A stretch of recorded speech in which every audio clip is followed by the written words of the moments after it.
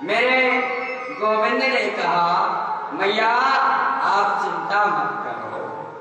अरे स्वामी जी को उठने तो दो, एक बार बात होने दो, देखते हैं स्वामी जी रहते हैं या नहीं यहाँ।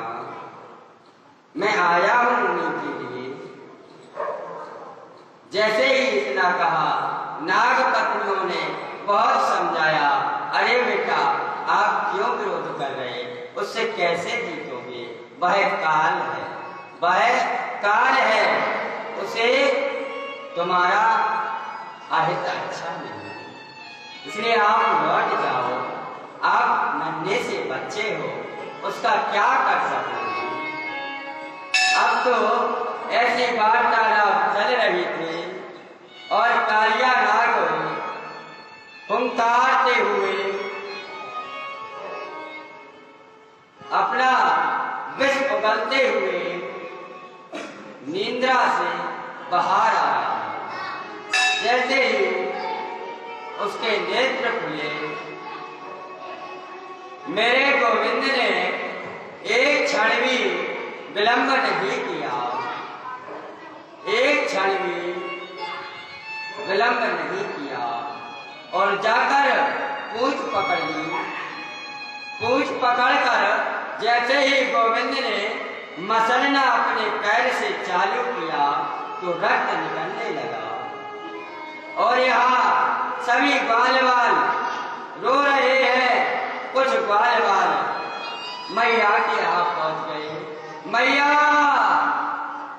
हमारा कान्हा काली दह में कूद गया, हमारा कान्हा काली दह के अंदर गया है। अब तो मैया काम छोड़कर रोती बिलखती काली दह के तट पर आ गई। सभी ब्रजवासी काली दह के तट पर आ गए। अब तो मैया रोती रोती बेहोश हो गई। किसी का सामर्थ्य नहीं कि उस काली दह में हम कूद जाए, क्यों सबको पता है इसके अंदर कालिया नाग रहता है, उसके विष के कारण कोई जाने का सामर्थ्य नहीं कर रहा। मैया रो रही है, सभी ब्रजवासी चिल्ला रहे हैं, विगल हो रहे हैं और जैसे ही मेरे गोविंद ने पूंछ को मसलना चालू किया, उसमें से जो रक्त निकला वह रक्त ऊपर की ओर आया। जैसे ही सभी बालों ने सखाओं ने रक्त देखा, देखकर इन्होंने सोच लिया कि अब तो कालिया नाग ने उन्हें डस लिया, वही रक्त आ रहा है और आज तो अंदर घमासान युद्ध छिड़ गया। कालिया फुंकार रहा है, मेरे गोविंद उसको परास्त कर,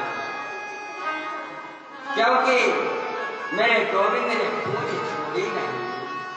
सर्प की अगर पूंछ पकड़ लो तो वह कुछ नहीं कर पाता। आज जब कालिया परास्त हो गया और हाथ जोड़कर जो नाग पत्नी थी वह प्रार्थना कर रही, हे गोविंद हम आपको जान गए, आप साधारण नहीं हो, आप कोई मानव नहीं हो। अरे एक कालिया इतना बड़ा है, यही भी याद हुंकार है, इनको छोड़ दो, इन पर कृपा करो। कहा कोई बात नहीं, पर यहाँ आप अड्डा क्यों जमाए। कहा वहां हमारे राजा के डर के मारे हम बाहर नहीं जा सकते। क्यों?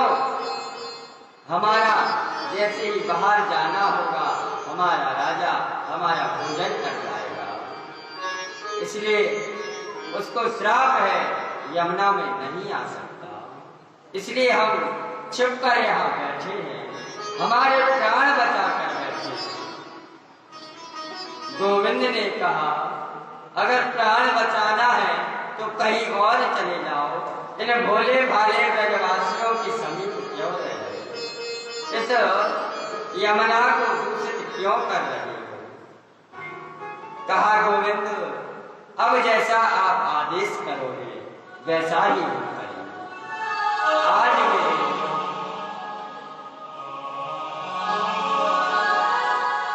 गोविंद ने कहा, चलो अब हमें ऊपर छोड़कर आओ।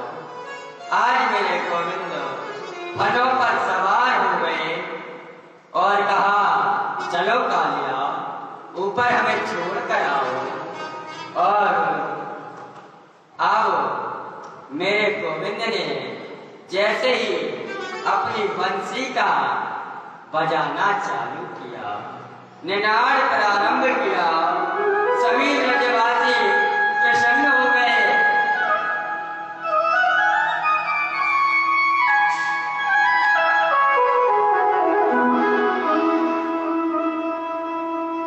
कि अगर बंसी का निनाद हो रहा है तो गोविंद अभी जीवित हैं, उनके जैसी बंसी कोई नहीं बजा सकता, कोई नहीं। अब तो सब खुश होने लगे। अरे मैया उठ जा, अपने गोविंद अभी है, गोविंद बंसी का निनाद कर रहे हैं।